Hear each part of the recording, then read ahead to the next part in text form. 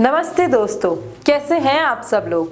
आइए नजर डालते हैं स्टार्टअप से जुड़ी कुछ नई ताज़ा खबरों पर। कुछ हफ्तों पहले जोमैटो ने अपना नया stand alone app district launch किया था, जो एक्सपीरियंसेस, टिकट और गोइंग आउट बिजनेस के लिए डिजाइन किया गया है। अब राइवल स्विगी ने अपनी नई सर्विसेज सीन्स लॉन्च की है, जो इन दोनों फूड डिलीवरी कंपनीज के बीच कंपटीशन और ज्यादा इंटेंस कर सकती है।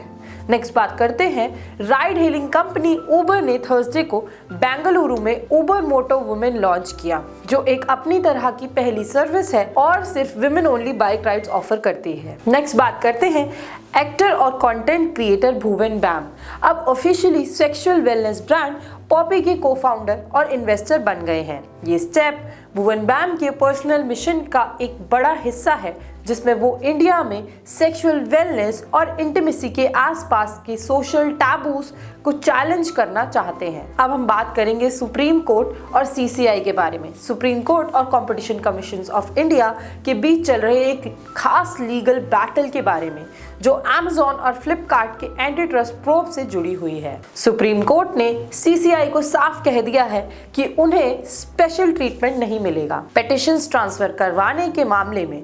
ये पेटिशंस अभी अलग अलग हाई कोर्ट्स जैसे कि कर्नाटका, इलाहाबाद, मद्रास, तेलंगाना, पंजाब एंड हरियाणा और दिल्ली में पेंडिंग है।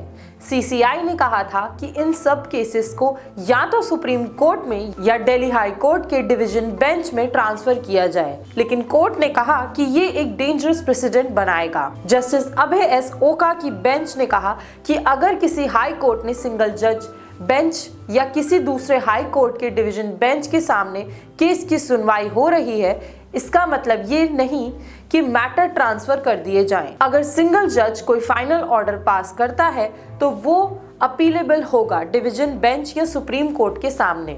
अटॉर्नी जनरल आर वेंकटरमणी, जो सीसीआई के लिए अपीयर कर रहे हैं, उन्होंने कहा कि हाई कोर्ट ने स्टे ऑर्डर्स पास किए हैं, जिसकी वजह से एंटी ट्रस्ट प्रोब रुक गया है। अगर ये लिटिगेशन हाई कोर्ट में ही अटका रहा तो इन्वेस्टिगेशन खत्म होने में काफी टाइम लग सकता है। लेकिन बेंच ने ये कहा कि अगर लिटिगेंट को स्पेशल ट्रीटमेंट दिया गया तो रूल्स बाईपास होंगे। कोर्ट ने कहा कि अगर सीसीआई चाहे तो हम सारे केसेस कर्नाटका हाई कोर्ट के सिंगल जज बेंच के पास ट्रांसफर कर सकते हैं।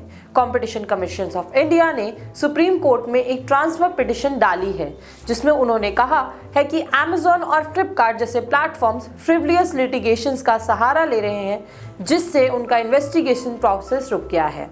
दरअसल ये मामला काफी पुराना है। सीसीआई ने जनवरी 2020 में एक प्रोब शुरू किया था अमेज़न और फ्लिपकार्ट के खिलाफ। एलिगेशंस थे कि ये प्लेटफॉर्म्स कुछ सिलेक्टेड सेलर्स को प्रेफरेंस देते हैं जो उनके क्लोजली कनेक्टेड हैं। इस कंप्लेंट को दिल्ली व्यापार महासंघ, एक स्मॉल ट्रेडर्स का लॉबी ग्रुप ने फाइल किया था। इस कंप्लेंट के मुताबिक कंपटीशन एक्ट 2002 के रूल्स को तोड़ने का आरोप लगा था अमेज़न और फ्लिपकार्ट पर। इन्वेस्टिगेशन के दौरान सीसीआई ने कुछ बड़े सेलर्स जैसे कि क्लाउडटेल एंड एपेरियो रिटेल के प्रीमाइसेस पर भी सर्च किया और सीजर ऑपरेशंस किए। सेलर्स का कहना है कि वो थर्ड पार्टीज हैं और सीसीआई के पास उनके अगेंस्ट रेड करने की अथॉरिटी नहीं है। मद्रास हाई कोर्ट का एमआरएफ केस वर्डिक्ट। इस केस में मद्रास हाई कोर्ट ने कहा था कि सीसीआई किसी थर्ड पार्टी को बिना प्रायर नोटिस के ऑपोजिट पार्टी डिक्लेयर नहीं कर सकता। अब ई कॉमर्स सेलर्स इसी रूलिंग का सहारा लेकर सीसीआई के इन्वेस्टिगेशन को और डिले करने की कोशिश कर रहे हैं। इन्हीं सेलर्स में से एक बड़ा नाम जो बाहर निकल कर आया है वो है सैमसंग। अब सैमसंग के एलिगेशंस क्या हैं? रियूटर्स की एक रिपोर्ट के मुताबिक सैमसंग ने पंजाब और हरियाणा हाई कोर्ट में एक लीगल फाइलिंग में सीसीआई पर इलीगली एम्प्लॉयज को डिटेन करने और कॉन्फिडेंशियल डाटा सीज करने के आरोप लगाए हैं। ये एलिगेशन 2022 के रेड से जुड़े हैं, जो सीसीआई ने अमेज़न और फ्लिपकार्ट के अगेंस्ट इन्वेस्टिगेशन के दौरान की थी। सैमसंग का कहना है कि सीसीआई ऑफिशियल्स ने उनके 3 एम्प्लॉयज के फोन सीज किए और उनका कॉन्फिडेंशियल डेटा कॉपी किया। कंपनी के मुताबिक ये सर्च एक्सरसाइज बिल्कुल इलीगल थी और जो मटेरियल कलेक्ट किया गया है उस पर ना तो रिलाई किया जा सकता है और ना ही रखा जा सकता है। हमें सब कुछ वापस मिलना चाहिए।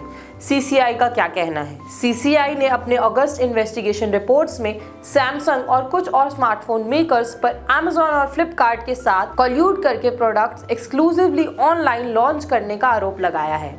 सीसीआई कहता है कि ये प्रैक्टिस एंटी कॉम्पिटिटिव है, लेकिन सैमसंग ने ये क्लेम्स डिनाई करते हुए कहा कि वो सिर्फ एक कोऑपरेटिव थर्ड पार्टी है। अब आगे क्या होगा? अभी के लिए सुप्रीम कोर्ट ने मैटर को मंडे तक के लिए रखा है और लॉयर्स ने अग्री किया है कि सारे केसेस कर्नाटका बेंच के सामने ट्रांसफर हो सकते हैं। ये केसेस एक मिसाल है कि कैसे एंटी ट्रस्ट लॉज और डिजिटल प्लेटफॉर्म्स के बीच tug of war legal system में इवॉल्व हो रहे हैं। अगर सुप्रीम कोर्ट ने सीसीआई के हक में फैसला दिया तो ये सीसीआई का सर्च और सीजर पावर्स के लिए एक स्ट्रॉन्ग प्रेसिडेंट यानी मिसाल बनेगा। आपके क्या विचार है Amazon और फ्लिपकार्ट के ऊपर लगाए गए सारे एलिगेशंस के बारे में?